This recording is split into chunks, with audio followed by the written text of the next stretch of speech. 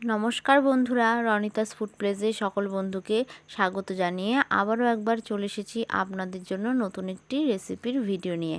আজকে আমি আপনাদের সঙ্গে শেয়ার করব জন্মাষ্টমী স্পেশাল তালের বড়ার রেসিপি। এটি কিন্তু খুবই পরিচিত ও পছন্দের একটি রেসিপি। তো সহজ উপায়ে কিভাবে এটি তৈরি করা যায় সেটি আমি আজকে আপনাদের সঙ্গে শেয়ার করব। তো চলুন দেখে নেওয়া যাক আজকে আমার এই রেসিপিটি। তো ভিডিওটা স্কিপ না করে পুরোটা দেখার অনুরোধ রইল। প্রথমে আমি এখানে একটা তাল নিয়ে নিয়েছি। এবার সবার প্রথমে আমি তালের উপরের অংশটাকে হাত দিয়ে এইভাবে ছাড়িয়ে নেব। এইবার এইভাবে তালের ছালগুলোকে এইভাবে ছুলে নেব। আমি কিন্তু তালটাকে হাতের সাহায্যেই ছুলে নেব।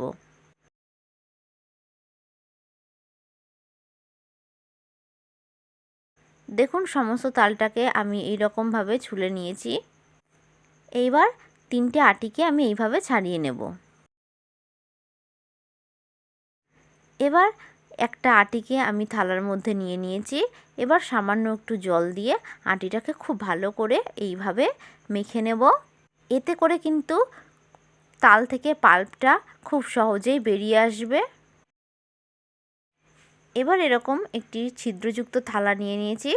আপনাদের কাছে যদি এরকম থালা না থাকে তাহলে আপনারা কিন্তু ঝুড়িতেও করতে পারেন। এবার এইরকমভাবে ঘষে ঘষে তাল থেকে পাল্পটাকে ছাড়িয়ে নেব। দেখুন আমি এরকমভাবে তাল থেকে কিন্তু পাল্পটাকে ছাড়িয়ে নিয়েছি। সমস্ত তাল থেকে কিন্তু পাল্পটাকে এইভাবে ঘষে ঘষে বের করে নেব। এবার একটা মিক্সিং বোলের মধ্যে আমি 1 কাপ পরিমাণে তালের পাল্প নিয়ে নিয়েছি। এবার এর মধ্যে দিয়ে দেব 1 কাপ পরিমাণে নারকেল কোড়া ও দিয়ে দেব 1 কাপ পরিমাণে ময়দা।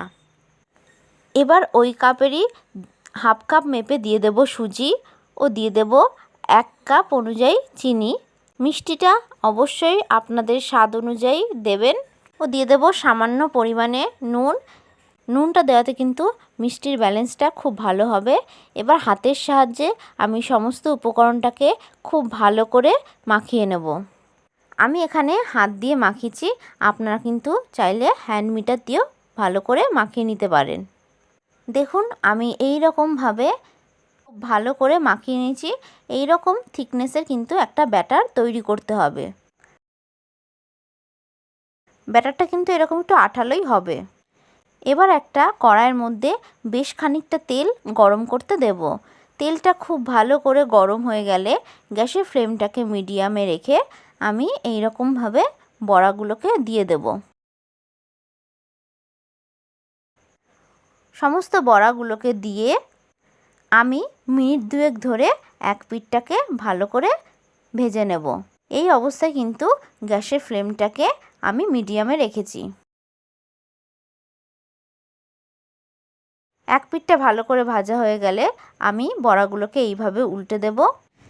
আমার এই রেসিপিটি যদি আপনাদের কাছে ভালো লাগে তাহলে অবশ্যই একটি লাইক করবেন, আমার চ্যানেলটি সাবস্ক্রাইব করে দেবেন ও পাশে থাকা বেল আইকনটা প্রেস করে দেবেন।